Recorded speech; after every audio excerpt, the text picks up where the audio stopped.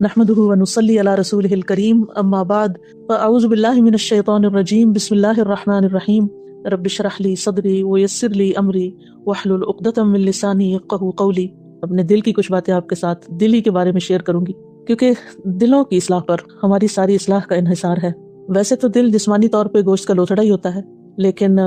یہ ہے کہ ہمارے دین میں اس کی بہت اہمیت ہے، اور قرآن و سنت کی روشنی میں اگر دیکھا جائے تو دل جو ہے یہ جسم کا سب سے قیمتی حصہ ہے۔ صحیح بخاری میں نعمان بن بشیر کی وہ روایت آتی ہے جو آپ لوگوں نے متعدد بار سنی ہوگی کہ رسول اللہ صلی اللہ علیہ وسلم نے فرمایا کہ ان فی الجسد مضغۃ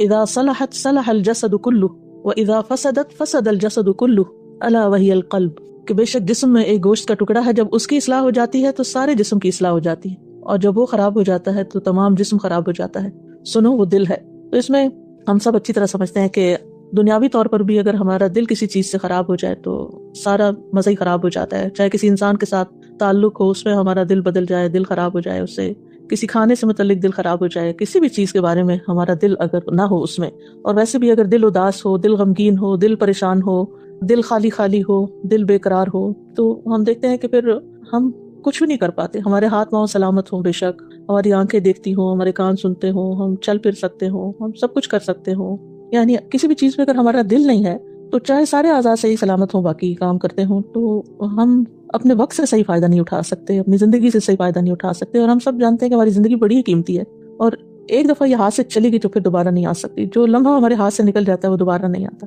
ہر لمحہ ہم خسارے کی طرف جا رہے ہیں اگر ہم نے اپنی زندگی کا صحیح فائدہ نہ اٹھایا۔ تو اس لیے بہت ضروری ہے کہ وقتاً فوقتاً ہم اپنے دلوں کا جائزہ لیتے رہیں، بلکہ وقتاً فوقتاً کیا، ہر لمحے ہی اپنے دل کا جائزہ لیتے رہیں کہ ہماری دل کی کنڈیشن کیا ہے، ہمارے دل کی سٹیٹ کیا ہے، حالت کیا ہے، ہمارا دل اللہ کی طرف متوجہ ہے یا نہیں، ہمارا دل اللہ کی یاد میں ہے یا نہیں، ہمارا دل قلب مطمئنہ ہے یا نہیں، اور اگر اس میں کچھ بھی کمی بیشی ہونے لگے تو فکر مند ہو جائے، کیونکہ نبی صلی اللہ علیہ وسلم کا یہ فرمان بہت سچا ہے کہ اگر اس کی اصلاح ہو گئی، یہ درست سمت پہ جا رہا ہے، تو سمجھ کے کہ سب کچھ ٹھیک جا رہا ہے، پھر ہمارے ہاتھ پاؤں بھی ٹھیک کام کر رہے ہیں، اور ہمارا ذہن بھی ٹھیک کام کر رہا ہے، اور ہماری زبان بھی ٹھیک کام کرے گی، اور ہماری آنکھیں بھی، اور ہمارے کان بھی، اور ہمارے باقی تمام اعضاء بھی۔ اور اس کے بگاڑ کو کسی بھی قیمت پر گوارا نہ کریں، یعنی دل کے بگاڑ کو یا دل کی خرابی کو کسی قیمت پہ گوارا نہ کریں۔ اللہ سبحانہ وتعالیٰ دل کی بنا پر ہی بندوں کو چنتا ہے۔ ہم بعض اوقات کسی نیک شخص کے حالات پڑھتے ہیں، کوئی کتاب پڑھتے ہیں، صحابہ کرام کے بارے میں پڑھتے ہیں، صحابہ کے بارے میں جب سنتے ہیں ہماری آنکھوں میں آنسو آ جاتے ہیں، ان کی زندگی کا کوئی بھی واقعہ ہوتا ہے، ان کے اخلاق، ان کے اعمال، کم از کم میں اپنے بارے میں تو یہی کہتی ہوں کہ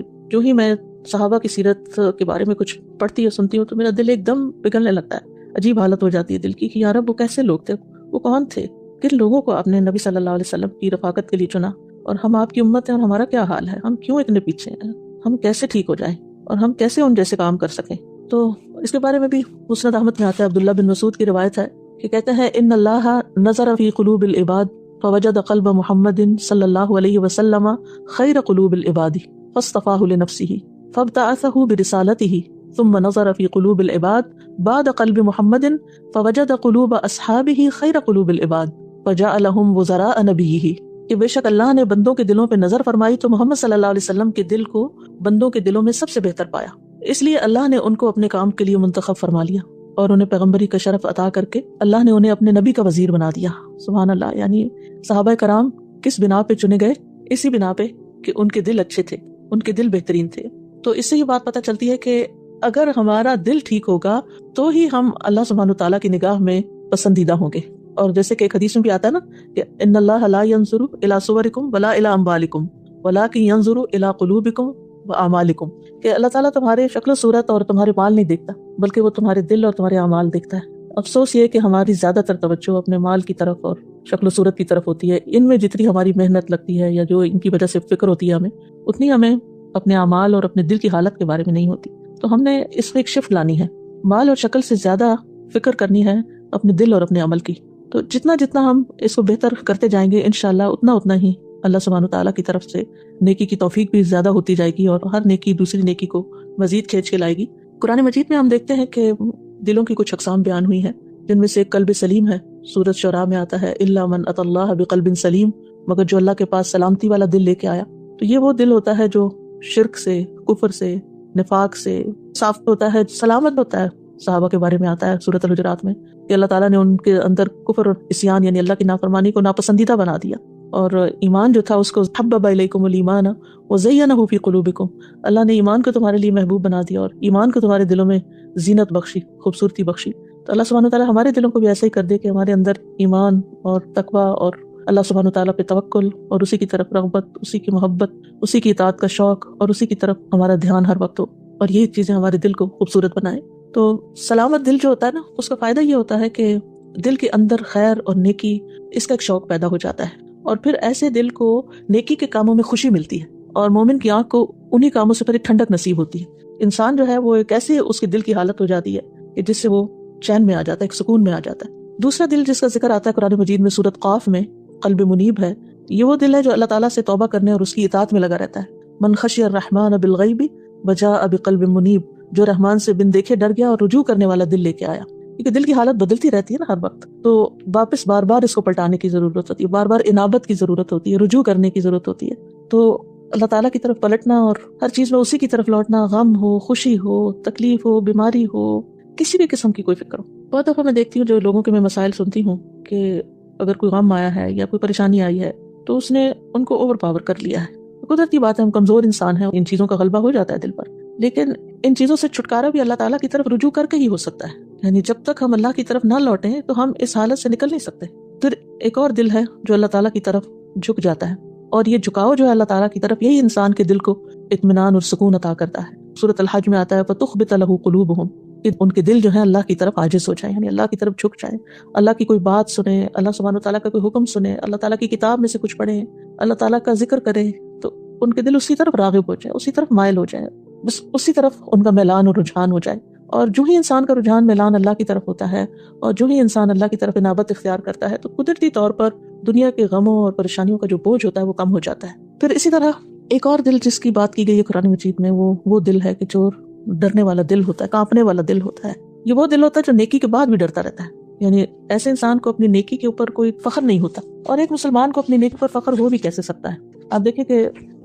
ہم انبیاء کے حالات اور تذکرہ پڑھتے ہیں تو ہمیں پتہ چلتا ہے کہ اللہ تعالیٰ کے چنے ہوئے بندے جو ہیں ان کے اوپر بھی بڑی بڑی آزمائشیں آئیں اور ہلا مارے گئے، جیسے قرآن مجید میں آتا ہے نا وَزُلْزِلُوا، ہلا مارے گئے. اور یہ صرف پیغمبروں کے ساتھ نہیں ہوا بلکہ بہت سے اور بھی نیک بندوں کے ساتھ. تو ہماری نیکی ہمیں اس دھوکے پہ نہ ڈالے کہ ہم چونکہ نیک ہیں تو اس لیے اس نیکی کی وجہ سے ہم جو کچھ بھی کر رہے ہیں وہ شاید بہت بڑی چیز ہے اور بہت بڑا کام ہے. باقی خواتین تو صرف گھروں ہی کے کام کرتی ہیں اور ہم دین کا بھی کام کر رہے ہیں، تو ہم اللہ کے کو بہت چنے ہوئے ہیں. ٹھیک ہے، اللہ نے توفیق دی ہے، اللہ نے چن لیا ہے کہ ہم بندوں کی خدمت کریں، اس کی دین کی بات دوسروں تک پہنچا کے، لیکن اس کا یہ مطلب نہیں ہے کہ ہم کسی بھی طرح کے عجب کا شکار ہو جائیں یا کسی بھی تکبر کا شکار ہو جائیں یا لوگوں کو حقیر سمجھنا شروع کر دیں. تو یہ جو القلب الوجل ہوتا ہے، اس کے بارے میں سورۃ المؤمنون میں آتا ہے والذین یؤتون ما آتوا وقلوبهم وجلۃ انہم الی ربہم راجعون، اور وہ کہ انہوں نے جو کچھ دیا اس حال میں دیتے ہیں کہ ان کے دل ڈرنے والے ہوتے ہیں کہ یقیناً وہ اپنے رب ہی کی طرف لوٹنے والے ہیں. تو یہ دلوں کا کانپنا اور دلوں کا ڈرنا نیکی کے بعد یہ بڑا ضروری ہے. اس کی روشنی میں ہم اپنے آپ کا جائزہ ضرور لیتے رہیں.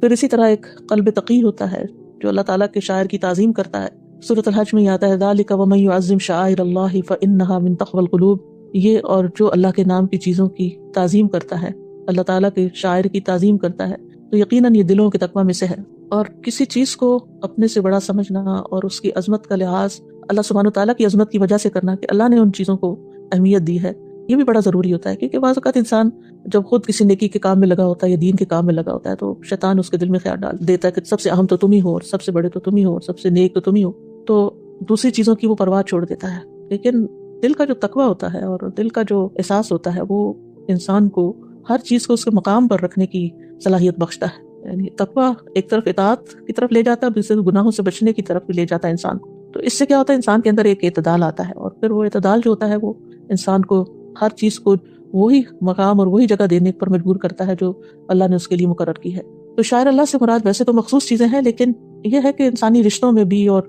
باقی چیزوں میں بھی انسان جو ہے وہ عدل و انصاف سے کام لینے لگتا ہے، ہر حقدار کو اس کا حق دینے لگتا ہے. کوئی دے نہ دے، کوئی اچھا کرے یا نہ کرے، لیکن جس کا حق بنتا ہے اللہ نے رکھا ہے، جس کا جو حق انسان اس کو ادا کرنے لگتا ہے. پھر اسی طرح ایک وہ دل ہوتا ہے جو ہدایت یافتہ ہوتا ہے، اور یہ وہ ہوتا ہے جو اللہ پر ایمان لے آتا ہے، اللہ پر اعتماد کرتا ہے، تکلیف اور مصیبت کے وقت اللہ کے فیصلوں کو قبول کر لیتا ہے. وَمَن يُؤْمِن بِاللَّهِ يَهْدِ قَلْبَهُ، جو شخص اللہ پر ایمان لاتا ہے تو اللہ اس کے دل کو ہدایت بخشتا ہے، یعنی اس کو اس تکلیف میں یا اس پریشانی کی حالت میں ضائع نہیں ہونے دیتا. پھر اسی طرح قلب مطمئنہ ہوتا ہے، سب جانتے ہیں کہ وہ اللہ کے ذکر سے ہوتا ہے، اس کو کسی اور چیز سے سکون نہیں آتا، اللہ کی یاد سے ہی سکون ملتا ہے. وَتَطْمَئِنُّ قُلُوبُهُم بِذِكْرِ اللَّهِ، اور اسی طرح ایک دل زندہ دل ہوتا ہے جو نصیحت پکڑنے والا ہوتا ہے، جیسے سورۃ قاف میں آتا ہے ان فی ذلک لذکری لمن کان لہ قلب، بلا شبہ اس میں یقیناً ایک نصیحت ہے اس کے لیے جس کا کوئی دل ہو۔ تو ہمیں سوچنا چاہیے کہ پھر ہمارے پاس کون سا دل ہے، یعنی کیا دل کی جو مختلف یہ حالتیں یہاں بیان ہوئی ہیں یہ ہمارے اندر ہیں یا نہیں، ہم سب کو اپنا جائزہ لینا چاہیے۔ ورنہ یہ ہے کہ انسان بعض اوقات